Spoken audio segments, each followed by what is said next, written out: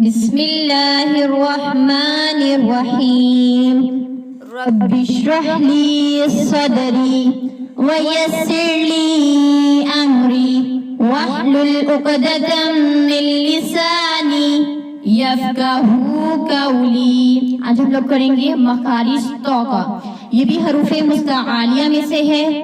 تو یہ بھی ہمیشہ موٹا اور پر پڑھا جاتا ہے، پر پڑھے جانے والا حروف ہے۔ زبان کی نوک جب اوپر کے دو دانتوں کی جڑ سے لگے تو یہ حروف ادا ہوتا ہے۔ تا، دال اور تو، یہ تینوں جو مخارج ہیں، تینوں الفاظ ہیں، ایک ہی مخرج سے ادا ہوتے ہیں۔ تا، دال، تو۔ زبان کی نوک جب اوپر کے دو دانتوں کی جڑ سے لگے تو یہ حروف ادا ہوتے ہیں۔ کون کون سے حروف ہیں؟ تا، دال، تو۔ تو ہمیشہ موٹا پڑھا جائے گا۔ حمزہ کے ساتھ پڑھ لیتے ہیں تو کو۔ حمزہ زبر تو، ات، اس میں کلکلا پایا جائے گا۔ حمزہ زبر تو، اتو۔ حمزہ زیر تا، اتو۔ حمزہ پیش تو، اتو۔ اتو، اتو، اتو۔ کلکلا پایا جائے۔ کلکلا کسے کہتے ہیں؟ کسی چیز کو ہلانے کو۔ تو،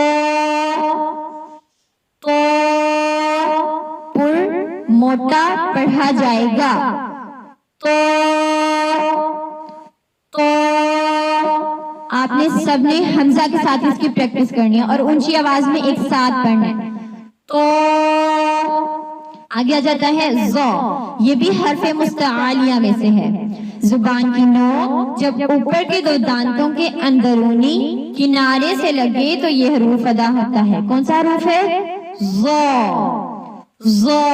یہ بھی موٹا پڑھا جائے گا، یہ بھی حروف مستعالیہ میں سے ہے۔ حروف مستعالیہ موٹے حروف پڑھنے کو کہتے ہیں۔ تو زو، جیسا کہ پیچھے آپ لوگوں کو سا کا مخرج بھی کروایا گیا، زال کا مخرج بھی کروایا گیا، اور یہ زو یہ بھی سیم ہے۔ سا، زال، زو۔ سا، زال، زو۔ یہ تینوں مخارج ایک ہی مخرج سے ادا ہوتے ہیں، تینوں الفاظ ایک ہی مخرج سے ادا ہوتے ہیں۔ زبان کی نوک جب اوپر کے دو دانتوں کے اندرونی کنارے سے لگے تو یہ حروف ادا ہوتے ہیں۔ زو، اس کو حمزہ کے ساتھ بھی سب نے پریکٹس کرنی ہے۔ از، از، از۔ آگے آ جاتا ہے ہمارے پاس عین۔ عین حلق کے درمیان والے حصے سے ادا ہوتا ہے۔ حلق کا درمیان والا کون سا ہے؟ وسط حلق۔ دو حروف ہیں یہ، عین، ہا۔ ہا آپ لوگوں کو پیچھے کروا دیا گیا، دونوں ایک ہی جگہ سے ادا ہوتے ہیں۔ عین، ہا، وسط حلق سے ادا ہوتا ہے، یعنی حلق کے درمیان والے حصے سے ادا ہوتا ہے۔ عین، ہا، عین، ہا، وسط حلق سے ادا ہوتا ہے۔ عین، ہا، وسط حلق سے ادا ہوتا ہے۔ حمزہ کے ساتھ پڑھیں گے۔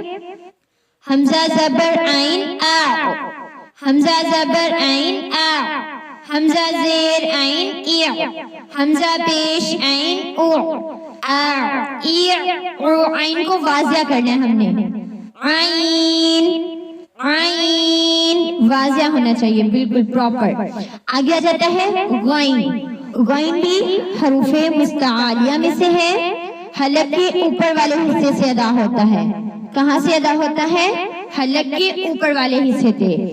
غین خا ادنا حلق سے ادا ہوتا ہے۔ ادنا حلق یعنی سب سے فرسٹ والا، سب سے پہلا حلق۔ غین خا، غین خا، یہ دونوں الفاظ بھی ایک ہی مخرج سے ادا ہوتے ہیں۔